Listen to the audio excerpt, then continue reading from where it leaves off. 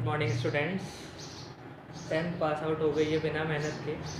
अब हमें डिसाइड करना है कि 11th में हम कौन सा सब्जेक्ट लें। ठीक है, तो मैं तुम्हें ये बताने आया हूँ कि अगर तुम मैथ साइंस लेते हो 11th में तो फिर इन फ्यूचर तुम क्या क्या कर सकते हो, क्या क्या ऑप्शंस है तुम्हारे पास, तुम क्या क्या बन सकते हो।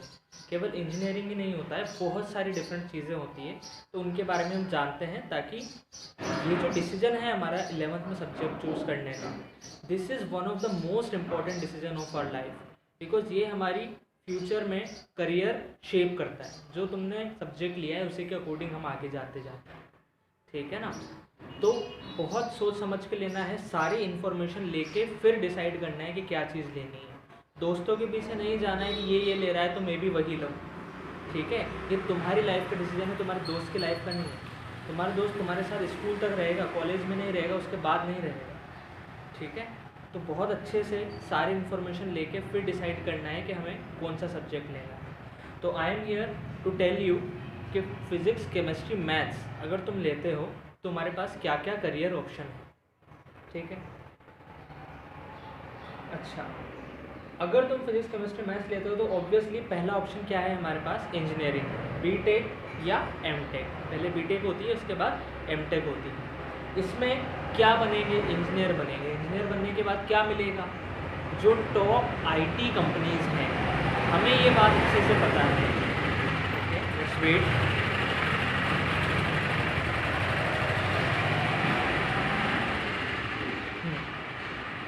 हमें ये बात अच्छे से पता है कि भाई आज का जो ज़माना है ये आईटी रिवॉल्यूशन का ज़माना है। आईटी रिवॉल्यूशन का मतलब क्या होता है, इंफॉर्मेशन एंड टेक्नोलॉजी के रिवॉल्यूशन का। आज से 10 साल पहले व्हाट्सएप का नामो निशान तक नहीं था, कोई भी फेसबुक, इंस्टा, इन सब की बातें नहीं थी इंडिया के अंदर।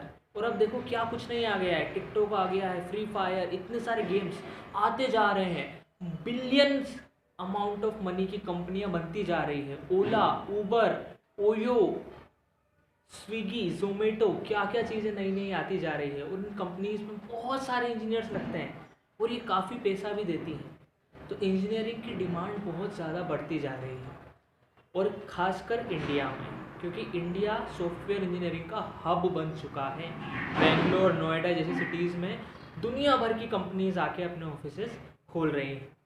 तो इसमें तुम्हें बहुत सारी कंपनीज जैसे फेसबुक, गूगल, ओला, उबर, जितनी भी ये कंपनीज हैं जिनका तुम नाम सुनते हो, वहाँ पे जॉब मिलती है, और काफ़ी अच्छे पे स्केल पे मिलती है, बहुत अच्छे पे स्केल पे मिलती है। अगर हम एक अच्छे से इंजीनियरिंग, अच्छे से कॉलेज से इंजीनियरिंग करते हैं, हमारे पास काबिलियत है, तो हमारी इन कंपनीज में बहुत अच्छी सी जॉब लगती है। अब उन जॉब में तुम्हें क्या काम होता है, वही ऐप पे या वेबसाइट पे तुम्हें काम करना होता है कि किस तरीके से अमेज़ोन है तो किसी का ऑर्डर गया तो भाई मैंने सेलेक्ट किया तो वो कहाँ से जाएगा, किसके पास जाएगा, उसके बाद क्या प्रोसेस होगी। ये बहुत सारे इंटरेस्टिंग वर्क्स होते हैं। अच्छा, जस्ट अ सेकंड। ओके, अब इंजीनियरिंग में केवल आप इंजीनियर बनने के साथ साथ बहुत सी डिफरेंट चीज़ें भी कर सकते हैं इंजीनियरिंग के बाद, जिसमें सबसे पहला है यूपीएससी। अगर तुम्हारा इंटरेस्ट है यूपीएससी में, तुम्हें बनना है डिस्ट्रिक्ट मैनेजर, डिस्ट्रिक्ट कलेक्टर या एसडीएम या जज, जो भी चीज़ तुम्हें बननी है एज ए यूपीएससी एस्पायरेंट वो बन सकते हो। और बहुत से बच्चों को ये मिसकंसेप्शन रहता है, बहुत से स्टूडेंट्स को ये मिसकंसेप्शन रहता है कि मैथ्स लेके यूपीएससी नहीं करेंगे, केवल आर्ट्स या साइंस लेके हम यूपीएससी करेंगे।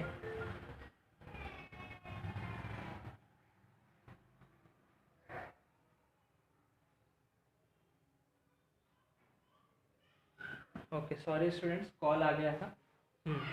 बहुत से बच्चों को ये मिसकंसेप्शन रहता है कि हम आर्ट्स लेके या एसएसटी लेके ही यूपीएससी कर सकते हैं, क्योंकि एग्ज़ाम में वही पूछा जाता है। नहीं, ऐसा नहीं है। एग्ज़ाम में सारी चीज़ें पूछी जाती है। एक बार आप जाके देखो पेपर को, और अगर तुम पिछले 5 सालों का स्टैट भी देखोगे तो फिर तुम्हें दिखेगा कि जितने बच्चे सेलेक्ट हो रहे हैं उसमें से 70% इंजीनियर्स हैं।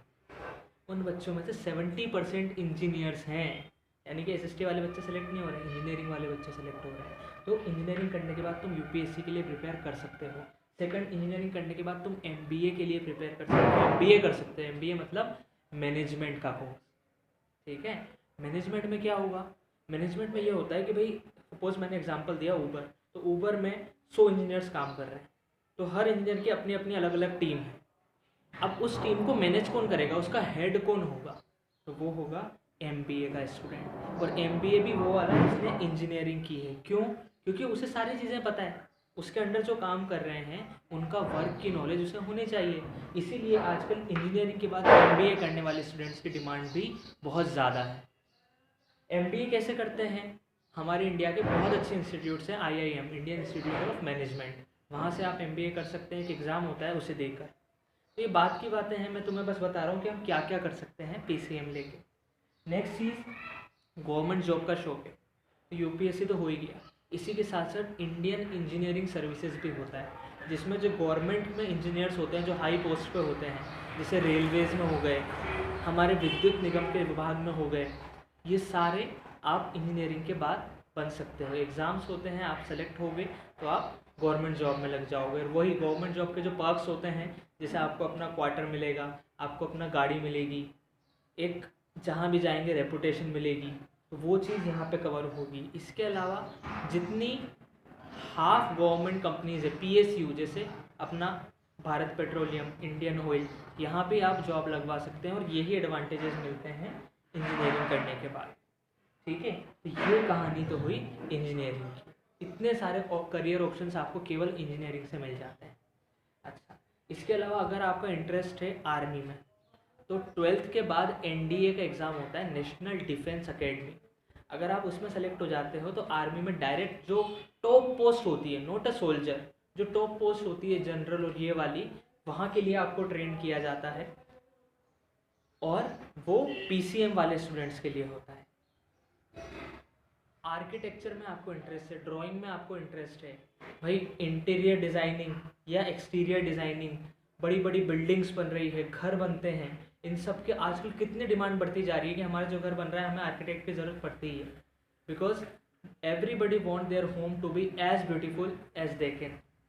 तो उसमें काम किसका रहता है, आर्किटेक्ट का रहता है। अपना स्कूल बना है तो स्कूल किसने बनाया, आर्किटेक्ट ने बनाया है। तो आर्किटेक्चर में अगर आपका इंटरेस्ट है, ड्राइंग वाली चीज़ों में आपका इंटरेस्ट है, तो आप BArch करके कोर्स होता है, बैचलर ऑफ आर्किटेक्चर, वो कर सकते हो। और वो किन के लिए होता है, वो मैथ्स वाले बच्चों के लिए होता है, पीसीएम वालों के लिए। नेक्स्ट, आप बीएससी, अगर आपको टीचिंग में इंटरेस्ट है कि सर मैं तो फिजिक्स केमिस्ट्री मैथ्स पढ़ाना चाहता हूँ बच्चों को, तो आप 12th के बाद बीएससी करो और उसके बाद बीएड कर लो, तो आप टीचर या कॉलेज में लेक्चरर, ये वाली चीज़ें आप बन सकते हो। इसके अलावा BCA, ये आजकल बहुत चल रहा है, ये 3 इयर्स का कोर्स होता है। इसमें क्या होता है कि आपको केवल IT की ट्रेनिंग दी जाती है, इंफॉर्मेशन एंड टेक्नोलॉजी की, क्योंकि कंपनीज बहुत ज़्यादा बढ़ रही है।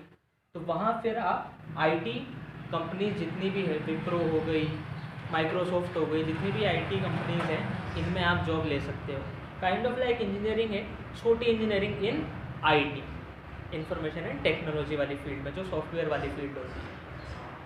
नेक्स्ट है BTech इन एग्रीकल्चर।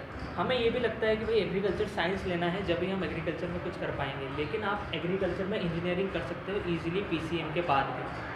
तो मैं बताना क्या चाह रहा हूँ कि PCM का मतलब यही नहीं है कि आपको केवल एक ही तरह की जॉब मिल सकती है। इन फ्यूचर आपके पास ample amount of career opportunities हैं जिनमें से आप चूज़ कर सकते हो। तो एक बार इन्हें समझो, कहीं कुछ डाउट आए तो वीडियो के नीचे कमेंट करो ताकि मैं उस पर एक अलग से वीडियो बना लूँ।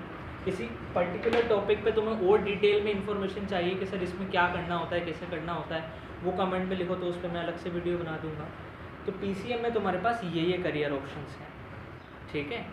आई want this to be as informative as possible. I hope तुम्हें पूरी नॉलेज मिल गई होगी कि हम क्या क्या करियर अपॉर्चुनिटीज़ गेन कर सकते हैं PCM में। Thank you guys, have a nice day.